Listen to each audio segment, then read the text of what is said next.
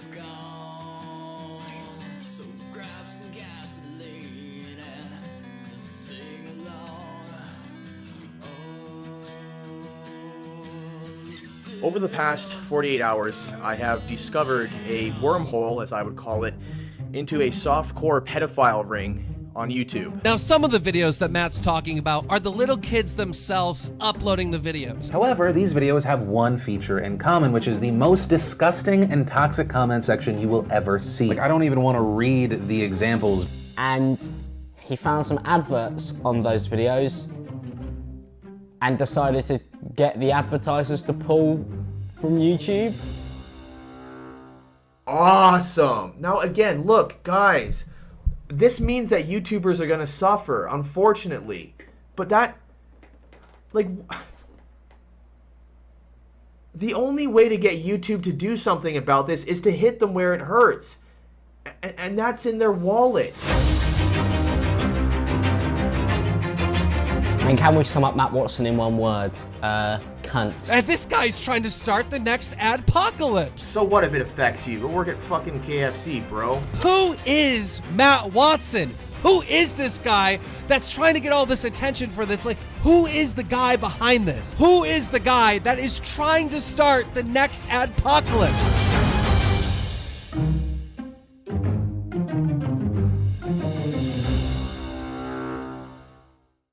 Allow me to take you on a trip through time, back to March 24th, 2017 to be exact. The Wall Street Journal publishes a bombshell of an article lambasting Google and their willingness to run advertisements along racist videos on YouTube. Once word began to spread, massive companies such as Coca-Cola, Dr. Pepper, Johnson & Johnson, Walmart, and GM all suspend their ads from playing on YouTube until further notice. As a result, the net worth among many creators drops to an all-time low. For the better half of that summer, the only YouTubers making bank were those of family-friendly vloggers and toy review channels. It was seen as a cataclysmic blow to anyone who had ever dreamed of pursuing YouTube as a career. But despite the low CPM, guideline regulations, and TOS updates, YouTubers persisted. It was a challenging time for creators big and small, but eventually the skies cleared and everyone lived happily ever after. At least until now, because thanks to this Cheeto, things just got a lot worse. And just looking for a lady to participate in my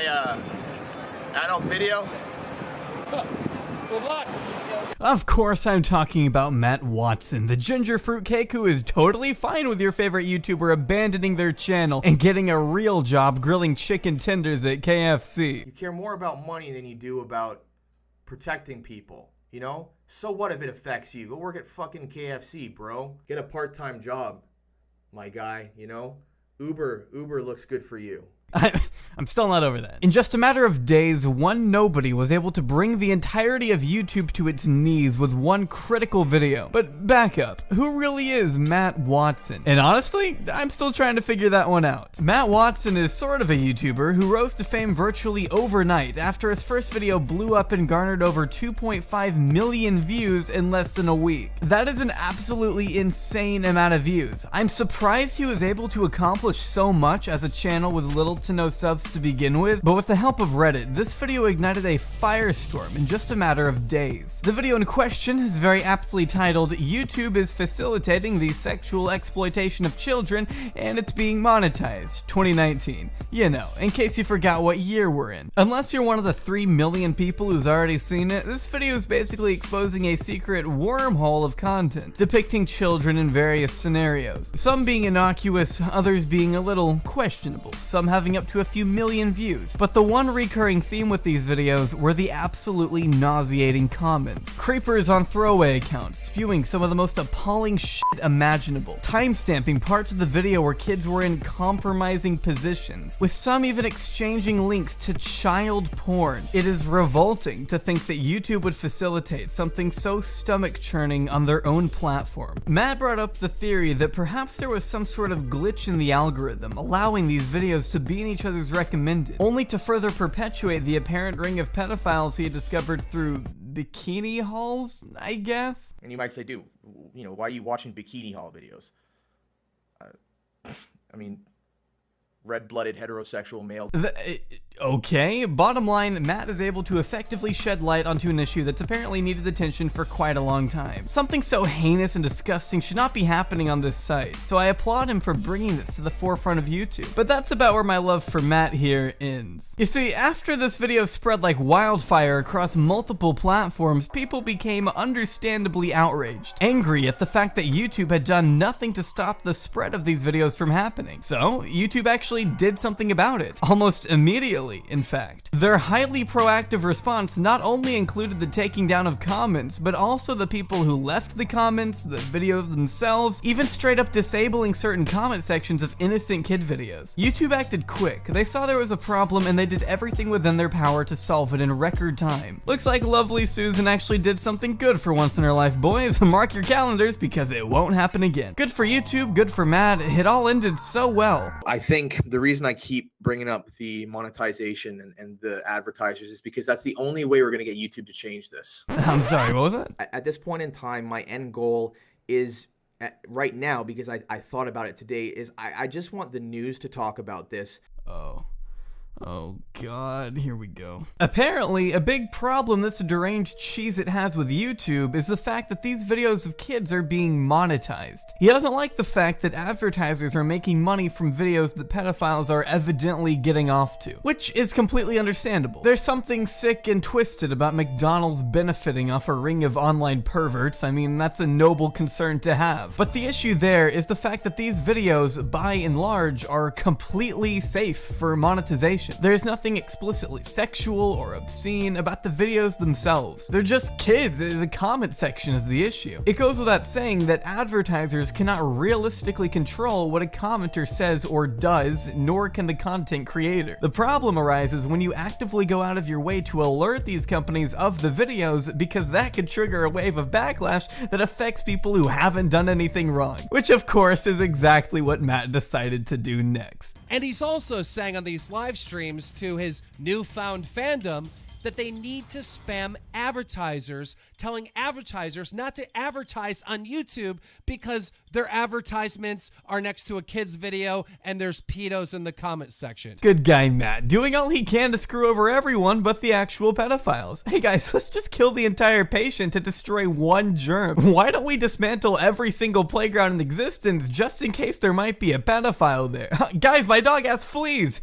Time to set him on fire. Do you see how this reasoning doesn't make any sense at all? Matt wants YouTubers to be chastised for the heinous words exchanged in select comment sections. He wants people who have done nothing wrong to be punished for this. And to make it worse, he's aware of the repercussions, he just doesn't care. Like, I don't want this to hurt YouTubers. Okay, yes, Nexpo, it's hurting you.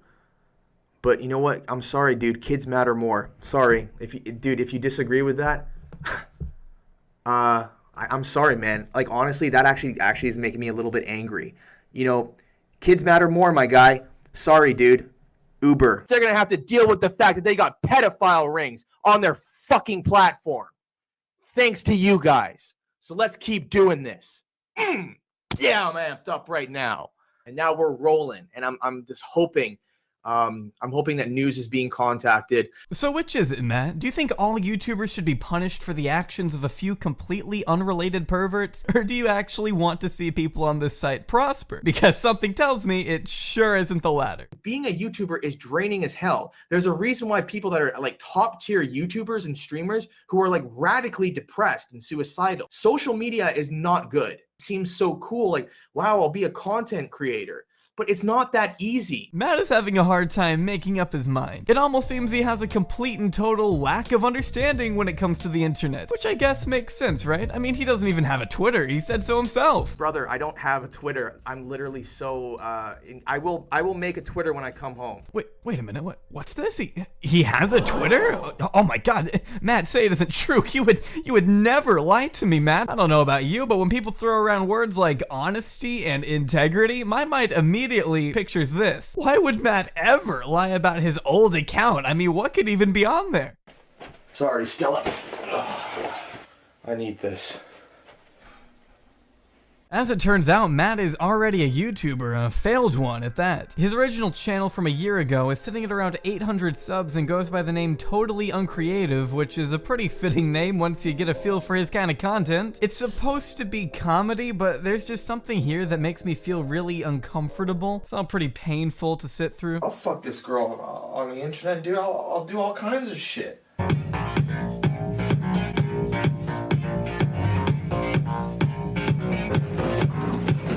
Now maybe that's on account of the video where he fucks a blow-up doll in his car. Damn, girl, you crazy. Damn.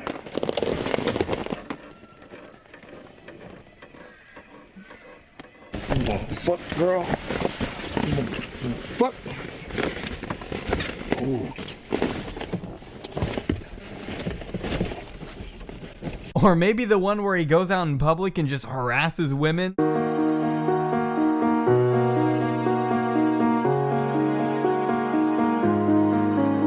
Or who knows, could be the one where he asks an assumed minor if she wants to make porn with him.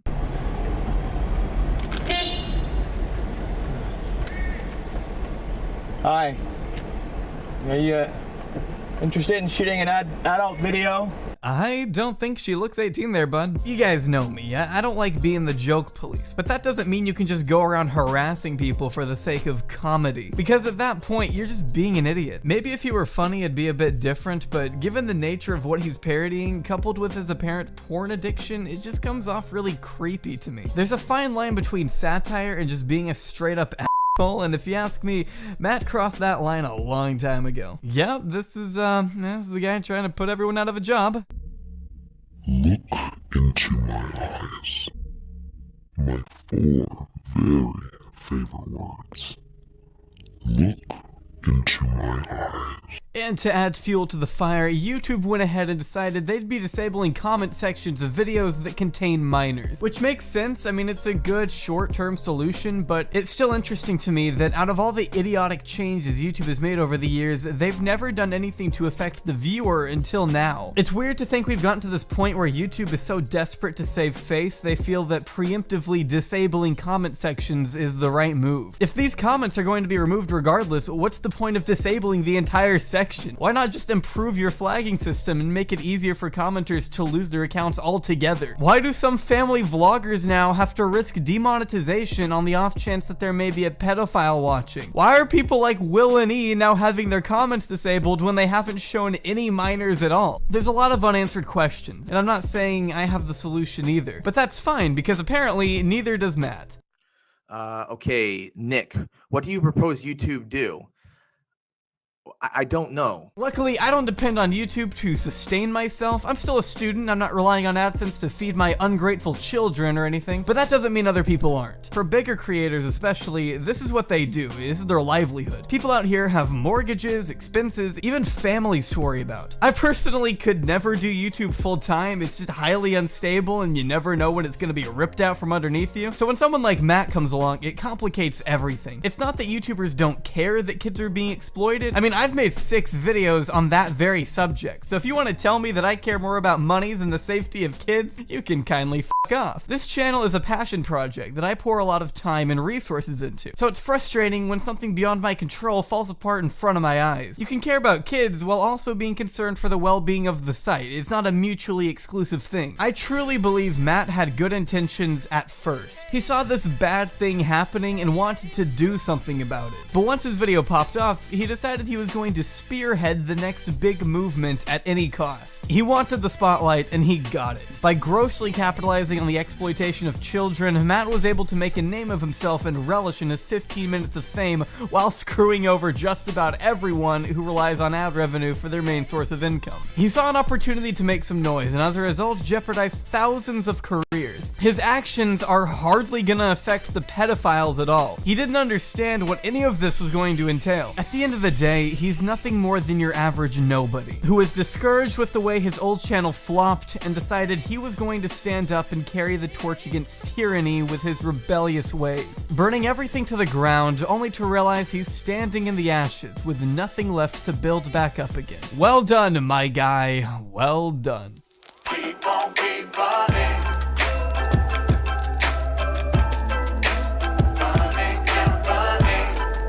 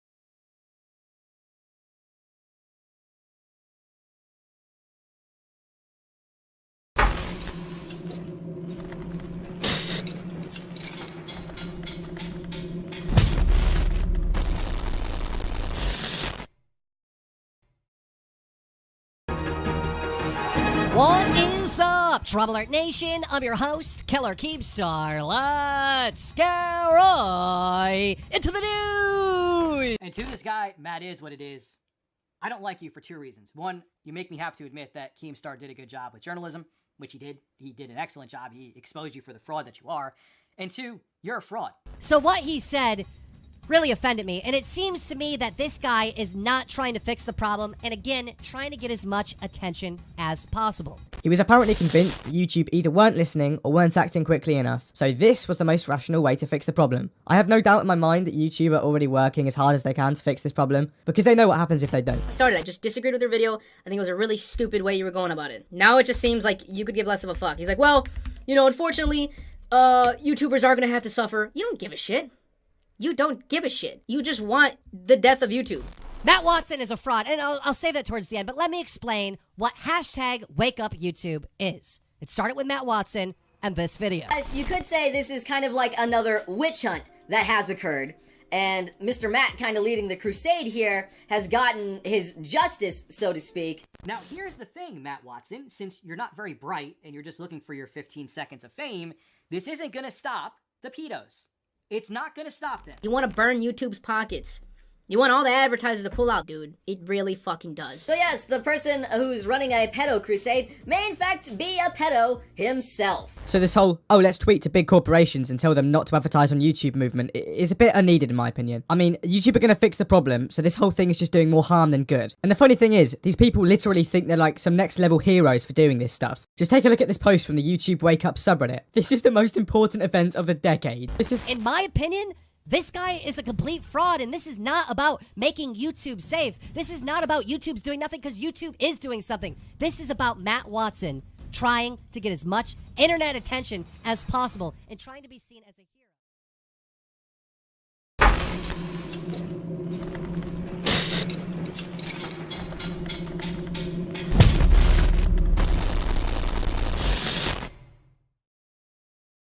The online world of social media has been ablaze since the uploading of a video by a user named Matt's What It Is. His video was uploaded to YouTube on February 17, 2019, and is titled, "YouTube is facilitating the sexual exploitation of children, and it's being monetized." The video now has almost 3 billion views and has popularized the pre-existing hashtag #YouTubeWakeUp, which also launched Matt Watson, the owner of the channel, into the spotlight and into the middle of a global controversy. Exposing Exploitation has followed this viral exposure, focusing intentionally on the reception from e-celebrities and YouTubers. We did this because the content of his video addresses disturbing themes that have become familiar to us over the course of our investigations. Matt did feature some content from a member of our group and our Exposing Exploitation subreddit very briefly in the video. For this, we acknowledge his contribution to spreading awareness about online pedo whales and how they abuse livestream videos that underage users publish on the YouTube platform. He also brought to attention the comments left by other pedophile users on these videos, comments made from channels that are most likely to be Google-branded YouTube accounts, mass created by pedophiles themselves. This mass number of branded YouTube accounts acts like a well-organized network enterprise to exploit children on the YouTube platform. Although many media outlets and commentators initially greeted Matt's video with agreement and support, a targeted counterforce has risen against him to censor and defame the entire YouTube Wake Up movement. You care more about money than you do about protecting people, you know? So what if it affects you? Go work at fucking KFC, bro. So what if it affects you? Go work at KFC. Okay. When his video, original video, had 30,000 views, I sent it to YouTube. All right? I say right here, we sent it to YouTube to get this content taken down. But obviously, Mr. Virtual Signaling here, it means that I just care about money. No, you want...